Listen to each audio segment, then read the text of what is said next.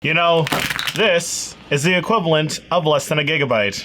Hey everyone, and welcome back to the network, where today we're going to be taking a look at another retro console accessory. Now, it's not memory cards, contrary to popular belief, even though I have all of them out here, but it is pertaining to a device used for memory cards, and if you read by the title or the thumbnail, what we're talking about is this right here. This is the PS2 and PS1 Sony adapter for the PlayStation 3, and what this thing allowed you to do was connect either a PlayStation 1 or a PlayStation 2 memory card to your PlayStation 3 and transfer the data from your memory card to the console. And then later in a patch, they allowed you to take it from the console and put it back on the memory card, essentially making your PS3 like the ultimate tool for your game saves. But before we get too far into that, let's talk a little bit about memory cards and kind of, the stigma behind them, because memory cards, were something that were used primarily in the 6th generation, being the original Xbox, the Dreamcast, you have the GameCube, and then you have really the PlayStation 2. The PS1 card is here just because, it can be used in the adapter. But,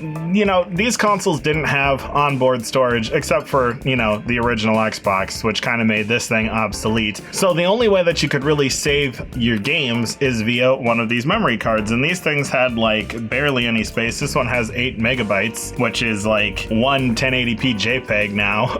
So as you can tell, these things have like very little space. Some of them were actually kind of fun, like the Dreamcast VMU. When you took it out, you could actually use this as kind of like a Tamagotchi thing and play mini games or manage your save data, or you could connect the two together to transfer saves between you and a friend. So this was like memory cards done really cool. But the thing that all of these have in common is that you're kind of locked to the memory card. So if I was to put a save for, say, for Sonic Adventure on this GameCube memory card, if anything was to happen to this, my save is just gone. And that's kind of the problem. Like, you could take these around. They're pretty small, as you can see. You could lose them easily. They could get stolen. You could, chuck them off of a bus. So really, when it came to like preserving your saves, there wasn't anything at the time that you could really do aside from just have your save copied to multiple memory cards. Now, a lot of people like to use emulators nowadays, either on PC or on modded consoles, and the problem that kind of crops up is like, what are you gonna do? Like, you can't stick this GameCube memory card into your PC and play your save off of it. So that's where the homebrew community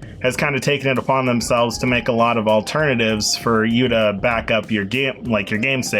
So for instance, with the GameCube, you have GCMM that you can either run on a modded GameCube or a Wii, and then you can take your save data off of here and then back it up to your computer. But the Dreamcast, I don't think there's anything available currently. The only thing I could think of that would let you back up the saves is potentially even Dream Shell you could use to back up your saves and put it on an SD card. And when it comes to the original Xbox, these things were really kind of treated more as a novelty because you had an internal hard drive that you could save all your games to. This was only used to, maybe transfer it to a friend's Xbox. And even then, a lot of games were like save protected, so you couldn't actually transfer them to this, so this thing's kind of useless. Now with these two, instead of the homebrew community having to come up with a solution to back up your saves, Sony actually did it themselves, because they released this Sony Memory Card Adapter around the same time as the launch of the PS3. And what this thing essentially allowed you to do at the time of launch was you could take your PS1 or PS2 memory card and continue your saves from the, original PlayStation or the PS2, which was really cool. But then Sony did something unprecedented. They did something good for once, and what they did was they patched it so that instead of you only being able to transfer stuff to the PS3, in a patch they made it so that you could transfer it from the PS3. So you could take your saves from a virtual memory card and then apply them to a physical memory card and then pull it out and then pop it in your PS1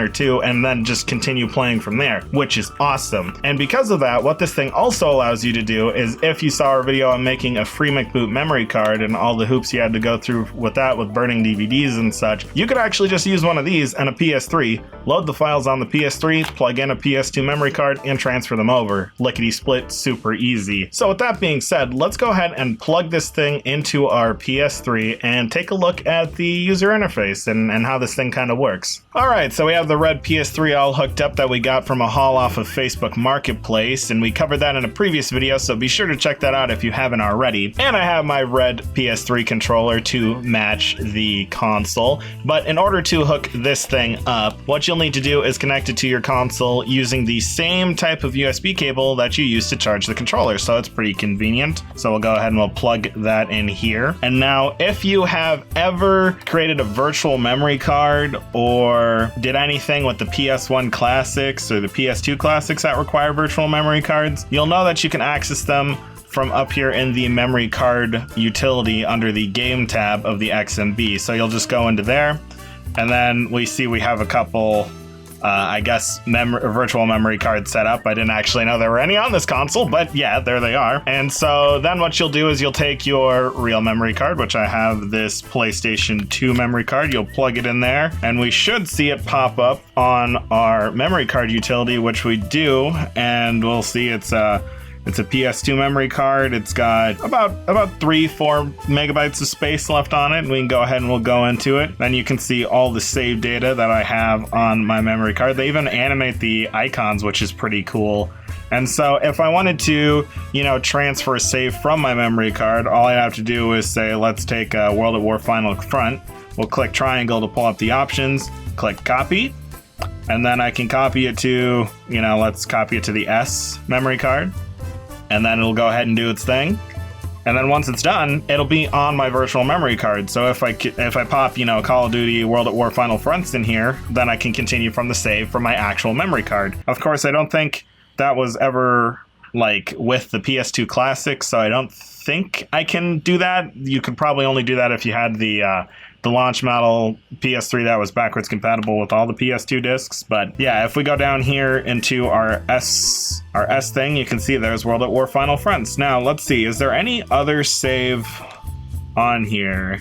No save data. Okay, this one has Metal Slug, but it's on, I believe, a PlayStation memory card, so that's not a problem. We'll go ahead and we'll disconnect our PS2 memory card. We'll grab our PS1 memory card, slot it in there, and we should again see it pop up here, which we do.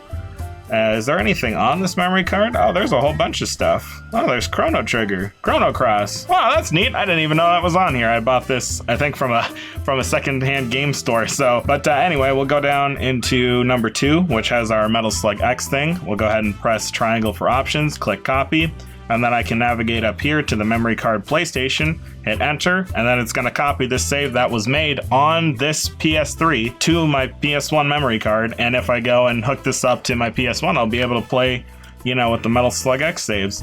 So that's pretty much the entirety of this device. It's pretty simple, pretty straightforward. It's pretty cool, though, that you can do that. And then, if I wanted to from the PS3, as, it works with any USB, so I could plug a USB drive in there and then do the copy and copy it from my PS3 to a flash drive and then put it on my computer or whatever. And I could also do that in reverse. So if I downloaded a save for, say Mission Impossible or some PS2 game, Ratchet & Clank, I could put that on a flash drive, plug it in my PS3, and then load it on the memory card and then play it on my actual console, which is really neat. It's really neat. It's also very niche. This is really, if you're only into the PlayStation ecosystem and you need to have everything, this is a really cool tool. Or if you want to mod, because this makes that a whole lot simpler. Then you don't have to burn discs or any of that stuff. And it looks like I wiggled this and we lost connection. But anyway, let me go ahead and clean up everything here on the table, and then we'll go ahead and wrap this video up. So as you can see, this device is actually pretty cool and useful if you play a lot on, the PlayStation 1 or the PS2, or if you want to just back your saves up, because, once they get transferred to the PS3, you can put them on a flash drive and put them on your computer, put it in the cloud, do whatever with it, and you kind of have those saves forever. But I mean, really, if you're not into these things, this device is more of a novelty. And these days, these things are kind of expensive. And I don't know if it's just because they didn't really sell well back in the day, which is typical of most of these retro console things, or if it's the modding community really wants these things because, it makes modding a PS2 super duper easy. But with that, thank you guys so much for watching. If you enjoyed, remember to drop a like and make that subscribe button glow so that you don't miss any future content. And if you have any retro console accessories you want us to take a look at, be sure to leave it down in the comments or tell us about them on our official Discord server. Link down below in case you're interested in stopping by. And with that, I'll see you guys in the next one.